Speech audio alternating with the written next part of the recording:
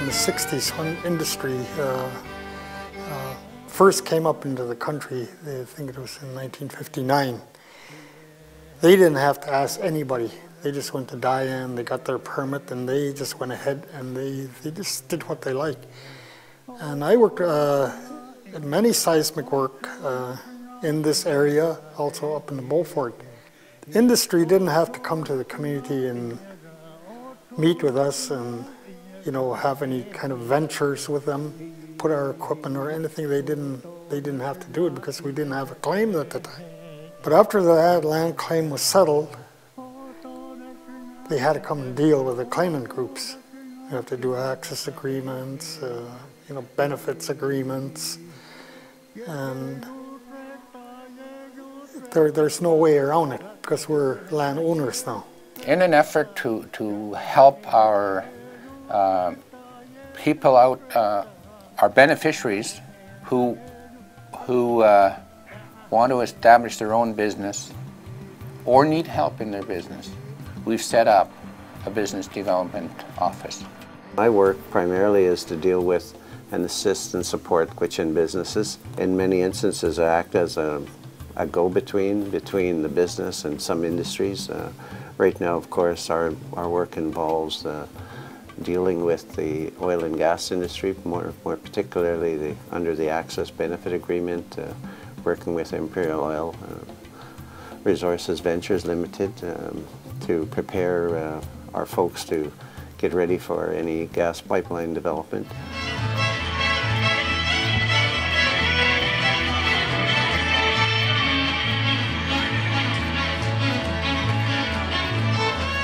The Access and Benefits Agreement was a very, very big undertaking for the Gwich'in, a very important issue, and it affects our people for as long as the pipeline was on the go. We set the fees for access to our land, and those access payments are to be made to the tribal council to allow the oil and gas industry and the Mackenzie Gas Project access to our land on an ongoing basis. The other part was to ensure that we had compensation arrangements for harvesters, trappers. On the benefits arrangement, or the component for the benefits, it dealt with things like contract arrangements, employment. It set aside very significant portions of the Mackenzie Gas Project for those Gwich'in companies that were capable of doing or conducting the work. It also gave us an opportunity to have the oil and gas industry recognize a really important construction group, and that was the Mackenzie Aboriginal Corporation, which is made up of 5 major companies from southern Canada and the Gwich'in. Now, the effort for that is that we brought together 5 major contractors and constructors of pipelines and pipeline facilities. That put the Gwich'in, and I believe those other organizations and regions that want to participate, in a very strong position where they're going to be capable of actually having key industry companies that are going to lend support to small Gwich'in businesses.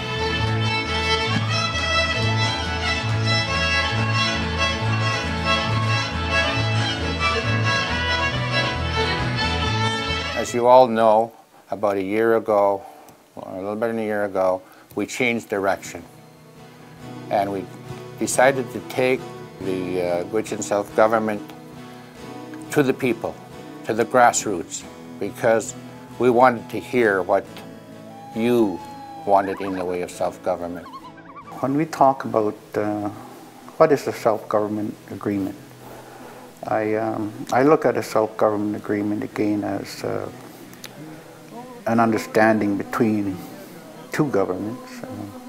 In this case, it is the Crown and Canada, to recognize the Gwich'in for who they really are, and to begin from that point.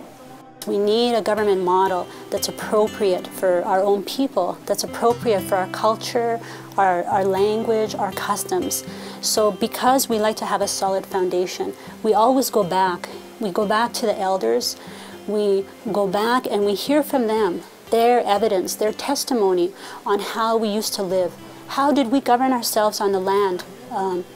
You know, for thousands of years before the Indian Act came into place, before the bans came into place, how did we govern ourselves? How did we take care of our families?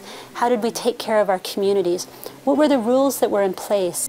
Chief Julius and then Johnny Key, I remember very good. Chief Julius, they speak at Easter time or Christmas time when people gather. And he talked to the people in the feast or gathering, big gathering. He said, before everybody leave town, I want you to get one load of dry wood for that old woman. Next day, a big pile of wood. To me, self-government is the rebirth of our tradition and culture of how Gwich'in looked after themselves, you know, and prior to, you know, European influence, trying to educate the Crown of how the Gwich'in were able to set up their own institutions and govern themselves. It's very important for us that we continue those traditions, and it's very important for, you know, not only for the board, for our program.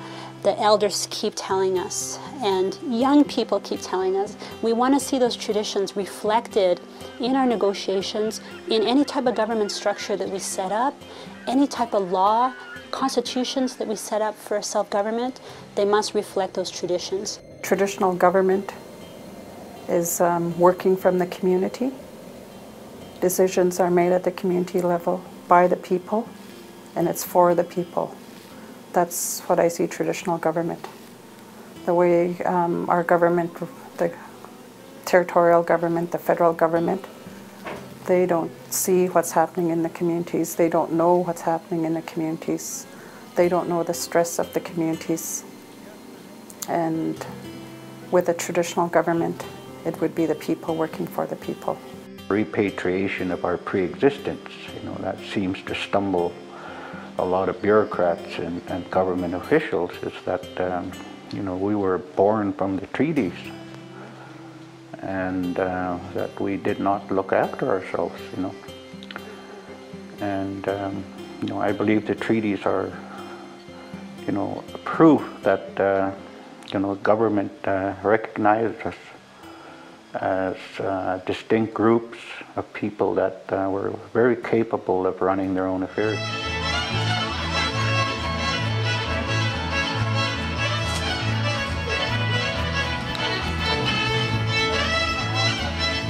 Our enrollment board keeps a record of all participants in the land claim agreement. Participants who receive a membership card are entitled to all benefits of membership, including beneficiary payments, Christmas hampers, and access to our programs. Yeah, when I got on, they asked me. I was chosen to get on there. So I got on there, and then I found out what it's all about, and it's very interesting, you know. And I can see the whole story or the picture of my people, where they come from. Clearly, you could see when you look at the papers in there who enrolled in there. As long as you know their last name and their parents, you just know I just know where they come from.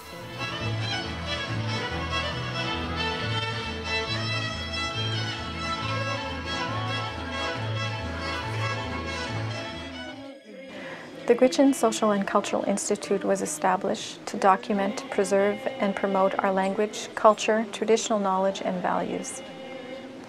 Our settlement corporation provides core funding for GSCI. Directors have been appointed from each of the communities. We have sponsored a variety of projects, language and heritage research, academic projects in Gwich'in archaeology, botany, and traditional land use. Our last 5-year plan, moving forward as one, will be completed next year.